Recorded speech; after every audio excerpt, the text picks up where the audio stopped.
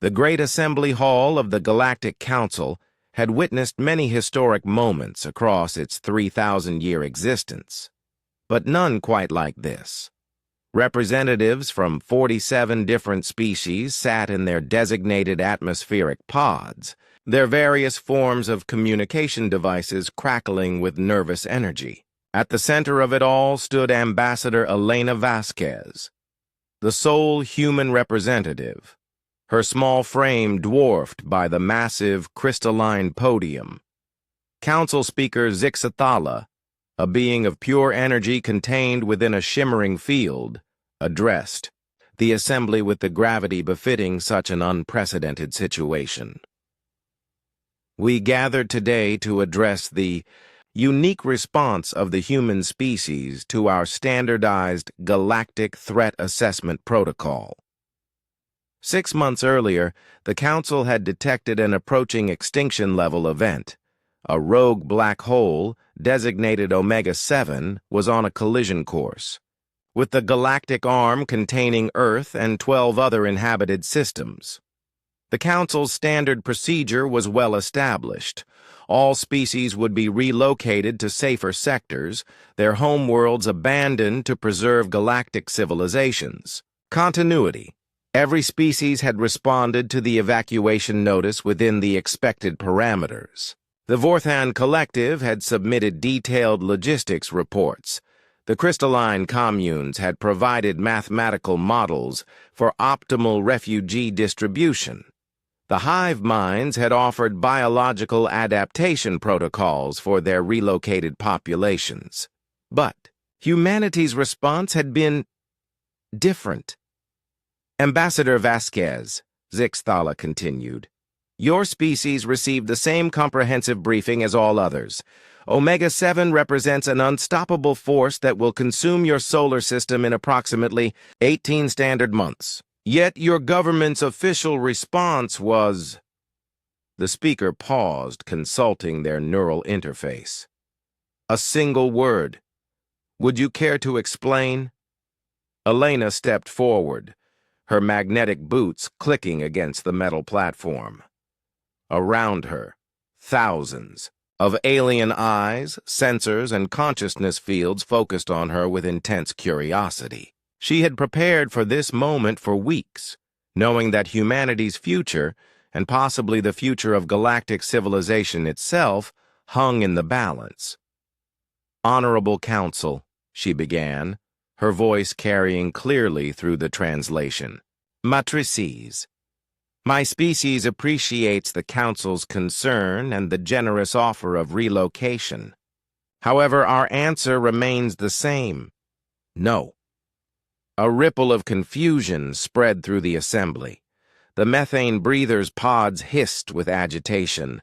The silicon-based geometrics flickered through rapid color changes indicating distress.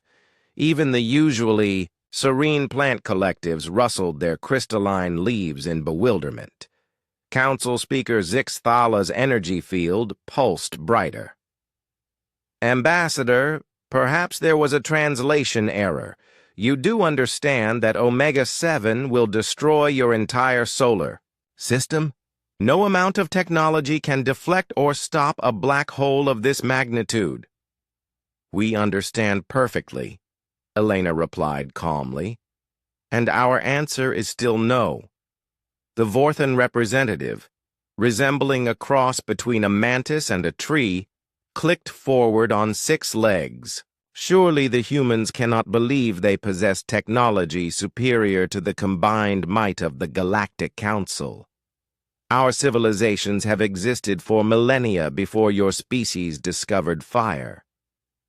Elena smiled, an expression that the translation software struggled to convey to species without facial muscles.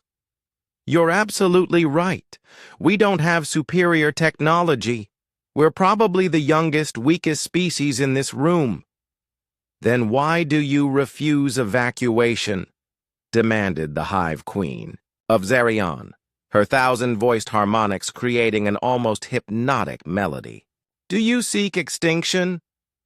Because, Elena said, her voice growing stronger, 18 months is plenty of time.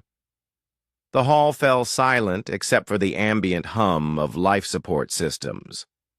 Time for what? Zixthala asked. Elena's smile widened.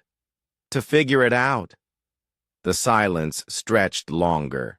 Finally, the ancient crystalline elder, whose species had mastered interstellar travel when the galaxy was young, spoke with a voice like grinding mountains.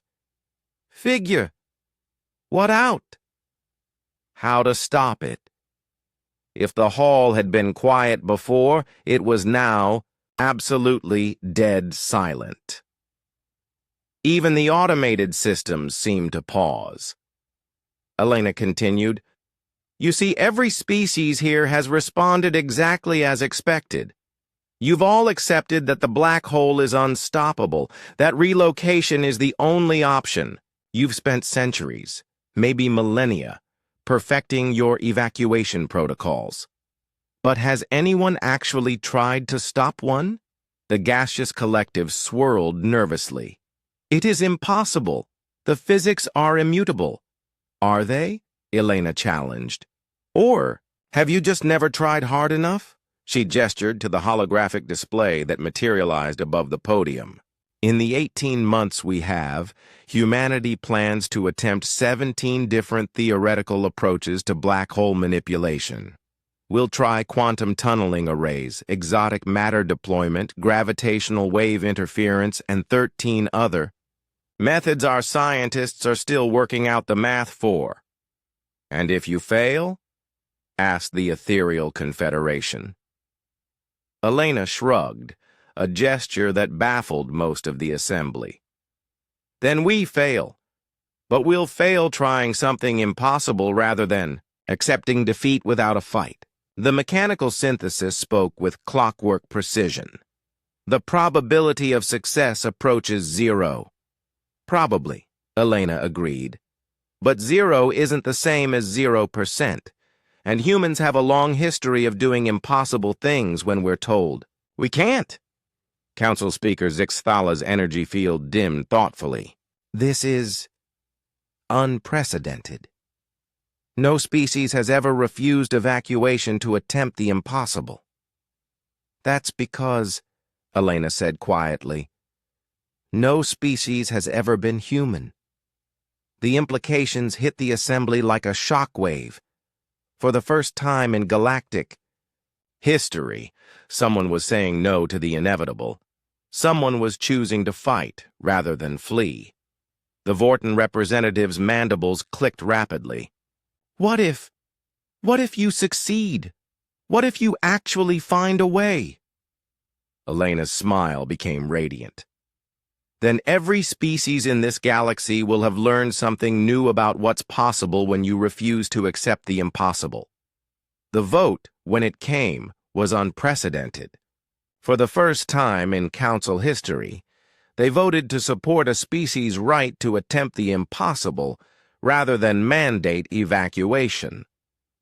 As Elena left the podium, she could hear the translation devices struggling to convey a new concept to species, who had never needed the word before: hope. 18 months later, when humanity's cobbled together array of impossible technologies successfully deflected Omega-7, the Galactic Council learned something profound.